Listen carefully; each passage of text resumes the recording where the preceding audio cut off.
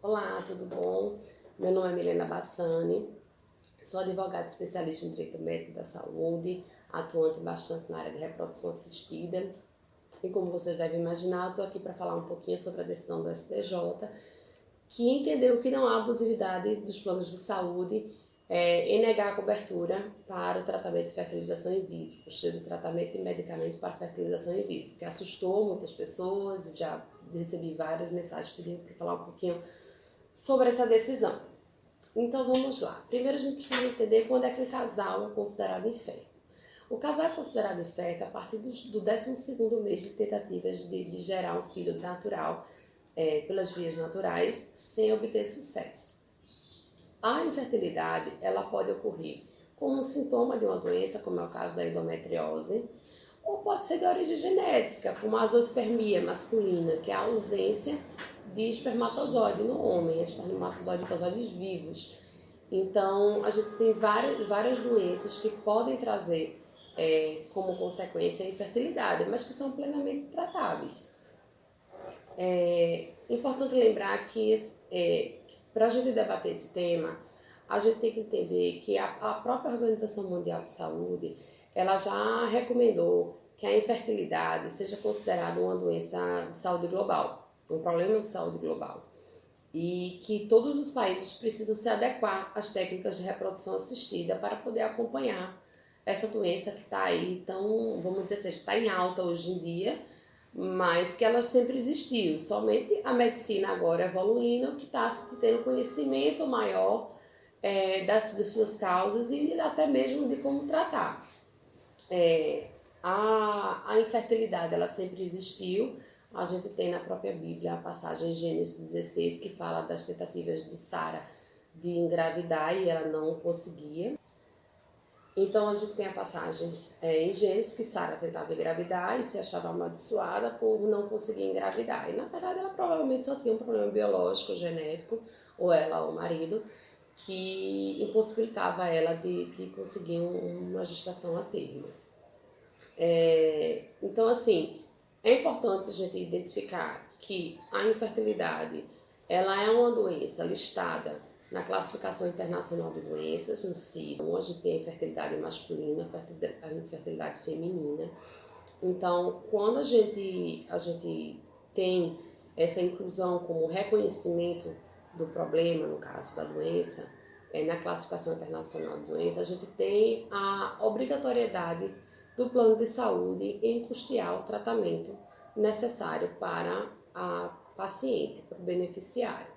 Então, a gente tem lá no artigo 10 da Lei 9656, que é a lei que dispõe para os planos de saúde, que diz que o plano de saúde ele tem a obrigação de custear todas as doenças listadas na Classificação Estatística Internacional de Doenças e Problemas Relacionados, que é a Classificação Internacional de Doenças. A gente partindo da premissa de que o plano de saúde ele tem que cobrir a integralidade das doenças constantes no CID-10, a gente entende que a infertilidade, por estar lá relacionada através do CID, que é o N97 para a feminina e o N46 para a masculina, ela deve ser sim de cobertura obrigatória. A decisão do STJ, ela rebateu a resolução normativa da ANS 1387 de 2015, que já foi revogada pela resolução 428 de 2017, mas que ela traz o mesmo conceito, não mudou nada com relação ao conceito do planejamento familiar. Que a gente tem, eu vou dar uma lida aqui porque eu não sei decorado, obviamente, que é o artigo 8º, inciso 1º da resolução 428, que diz o seguinte, que o planejamento familiar é o conjunto de ações de regulação da fecundidade que garante o direito de constituição e limitação ao aumento da prole pela mulher ou pelo homem ou pelo casal.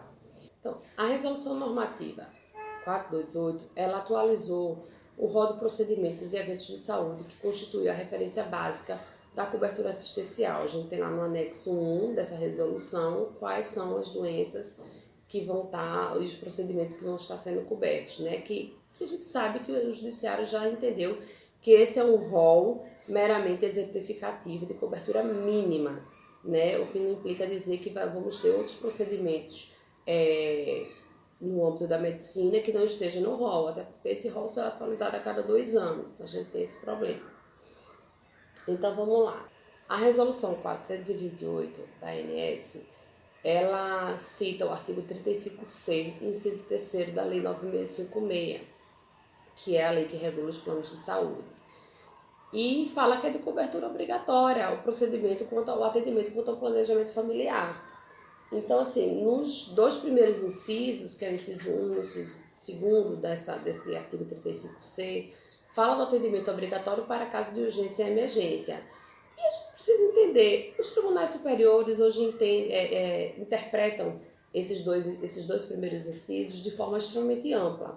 Então, basicamente fecham os olhos para o tipo de procedimento que vai ser efetuado, desde que logo o médico entenda que é uma urgência ou uma emergência, deve sim haver a cobertura. Isso ainda impõe-se uma carência de 24 horas apenas para haver essa cobertura.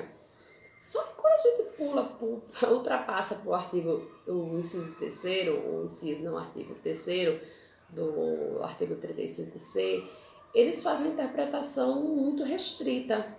E a gente se coloca a pensar o porquê de tanta restrição. A gente teve a terceira jornada agora de Direito à Saúde do CNJ, que modificou o enunciado 20, que antes dizia que a fertilização in vitro não era considerado planejamento familiar e agora, vamos dizer assim, ao favor, ao bel prazer dos planos de saúde, o enunciado mudou para dizer que simplesmente eles não têm a obrigação de custear esse tipo de tratamento.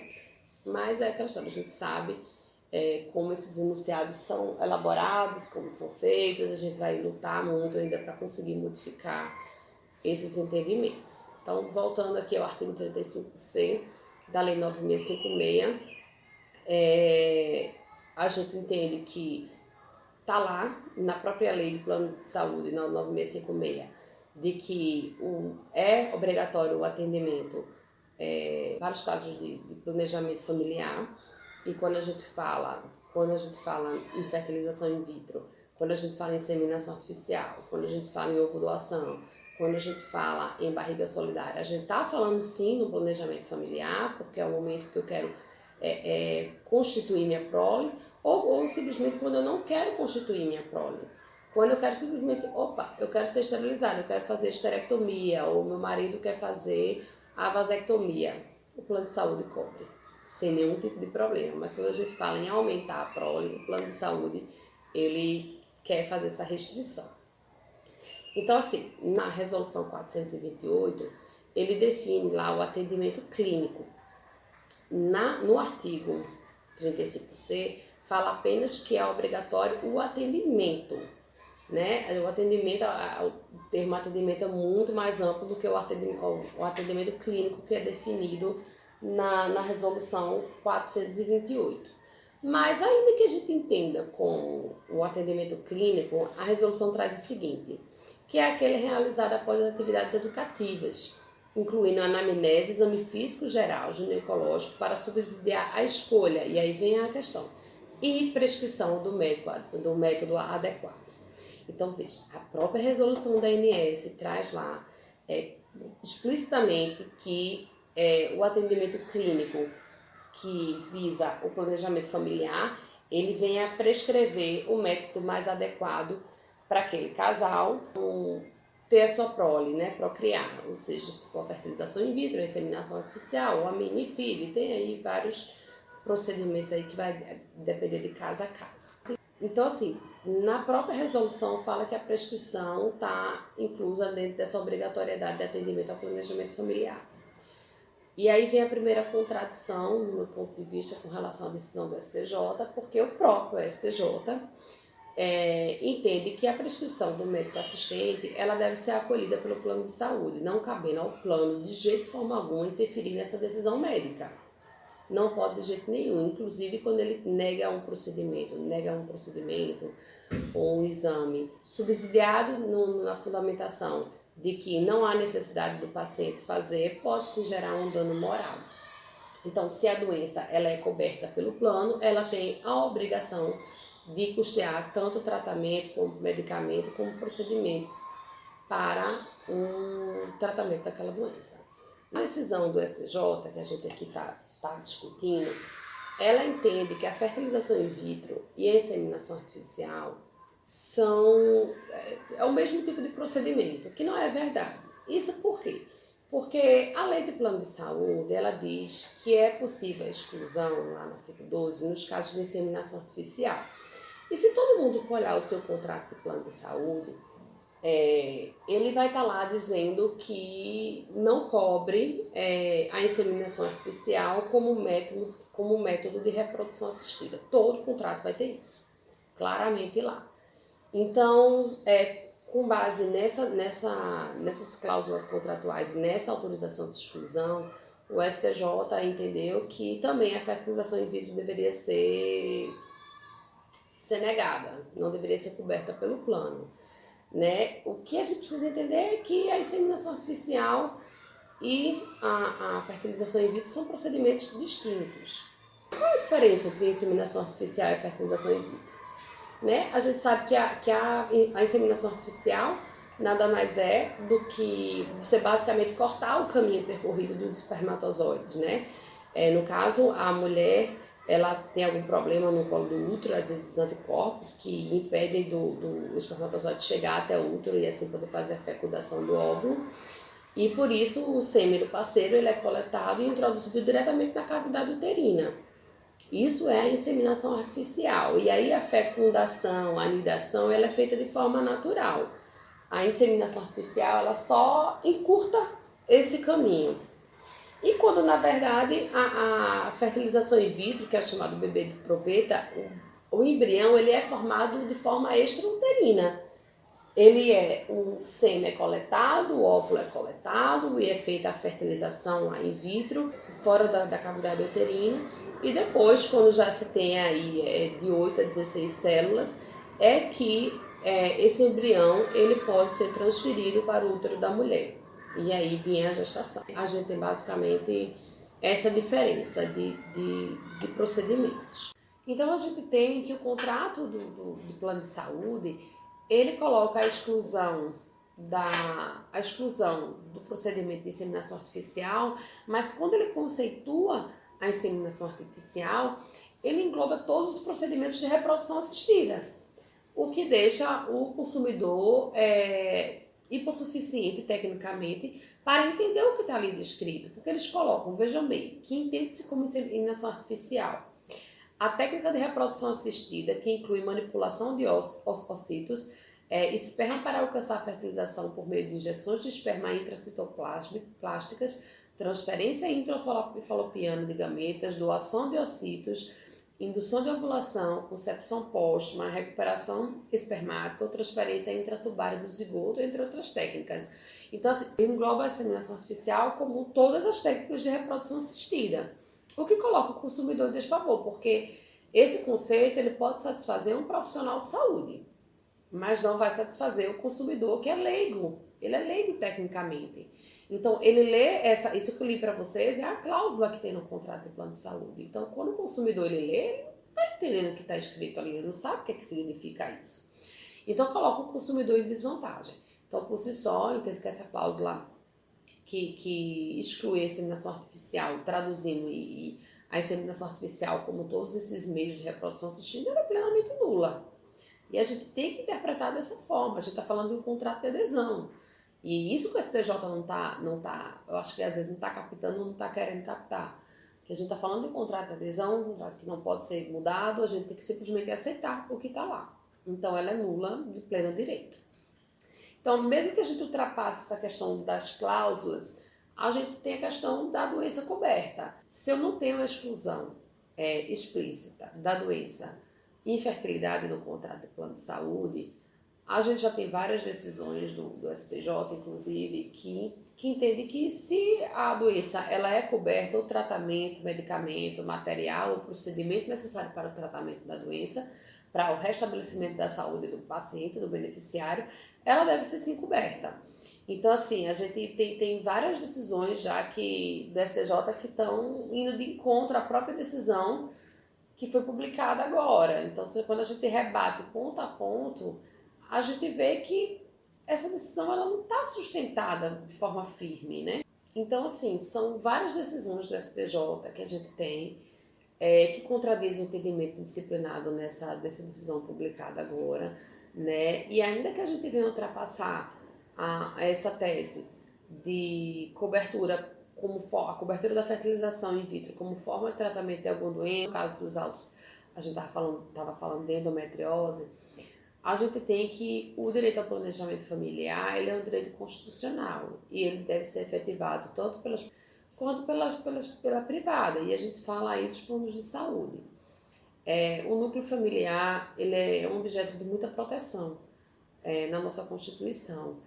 E o planejamento familiar, ele vem como um controle de fecundidade das pessoas que querem ou não ter filho e tratar sobre a saúde reprodutiva também. A nossa Constituição, ela indica que o planejamento familiar deve ser baseada na dignidade da pessoa humana e na parentalidade responsável. E veda qualquer tipo de interferência para o controle, para exercício desse direito, seja pelo Estado, seja por empresas privadas. E quando a gente fala tanto de Estado como de empresa privada, a gente pode estar falando da ANS e dos próprios planos de saúde. Então, o artigo 226, parágrafo 7º da Constituição, ele veda esse controle. E o que a gente vê com esse tipo de decisão, que esquece de fundamentar com base na Constituição, mas fundamenta apenas em normas reguladoras que são inconstitucionais, a gente está vendo esse tipo de controle de interferência, sim, que não deve ser aceita pelos beneficiários. Lembrando que a Constituição, ela define que os serviços de saúde, eles vão ser oferecidos através da rede pública, mas também por pessoas físicas ou pessoas jurídicas de direito privado, e que aí, quando eles aceitam a implantação dos planos de saúde. Então, o artigo 197, ele fala que são de relevância pública as ações e serviços de saúde, cabendo ao poder público dispor, nos termos da lei, sobre a sua regulamentação, fiscalização e controle, devendo sua execução, como eu já tinha falado antes, ser feita diretamente ou através de terceiros, e também por pessoas físicas ou jurídicas de direito privado. Então, quando na decisão do STJ eles falam que cabe ao poder público custear esse tipo de tratamento, eles estão esquecendo que a própria Constituição Federal, ele terceiriza esse serviço para aqueles que podem pagar, né, essa obrigação, vamos dizer assim, para que haja cobertura. Então, se eu pago um plano de saúde, eu espero dele que ele me ampare em todo momento que eu precise de restabelecimento da minha saúde. E a gente não pode falar que o desejo de se constituir família não está relacionado à saúde. A gente tem diversos casos de pessoas que chegaram a cometer suicídio diante da sua infertilidade. Então, a gente fala do abalo psicológico, o abalo emocional, o abalo no conjugal. Então, a gente tem que avaliar a infertilidade realmente, como a própria Organização Mundial de Saúde cita aqui e recomenda, como eu falei lá no começo do vídeo, como uma doença realmente mundial. É um problema mundial e a gente precisa reconhecê-la como tal e tratá-la como tal. Então, assim, quando a gente fala que deve-se haver a cobertura pelos planos de saúde, seja para tratamento de uma doença, ou seja, simplesmente para o planejamento familiar, a gente está pedindo que a eficácia contratual, o objetivo do contrato, ele seja preservado. Né? Quando a gente assina um contrato com um plano de saúde, a gente espera a cobertura quando a gente precisa. E o que mais a gente tem visto na judicialização da saúde são essas negativas impostas e baseadas em resoluções da ANS que são até temerárias, eu posso dizer assim, esquecendo de passar alguns magistrados pela própria legislação, porque as resoluções normativas da ANS, elas não podem ir contra a legislação. Então, o que mais a gente tem encontrado são decisões baseadas pura e unicamente em resoluções da ANS, esquecendo de passar pela própria Constituição Federal, porque essas decisões estão sim afrontando a Constituição e a gente precisa batalhar. Como eu falei e falo sempre no meu Instagram, a gente não pode simplesmente desistir e vamos continuar lutando, porque a gente precisa mudar esse entendimento, a gente precisa é mudar o entendimento de que trata-se de um planejamento familiar, que o planejamento familiar deve ser custeado, assim como a vasectomia é custeada, a esterectomia é custeada, a fertilização in vitro também tem que ser custeada, a inseminação artificial também, enfim. Contra o Estado, a gente sabe que eles têm a obrigação, e está muito claro isso, mas poucas pessoas querem ingressar contra o Estado, né? E aí fica também a critério. A gente tem alguns estados, a gente tem já clínicas especializadas do Estado para atender a reprodução humana. Então eu fico por aqui, espero que esse vídeo tenha ajudado todos a entender um pouquinho melhor essa decisão, que não é boa, mas a gente pode mudar, porque cada decisão que chega lá é analisada de forma individual, então a gente tem que continuar recorrendo. E ficamos por aqui. Qualquer coisa, podem entrar em contato, podem mandar um e-mail lá no meu site, na descrição do vídeo aqui eu vou deixar o site para vocês. E lá tem um campinho que vocês podem entrar em contato comigo. Então tá, até mais. Tchau, tchau.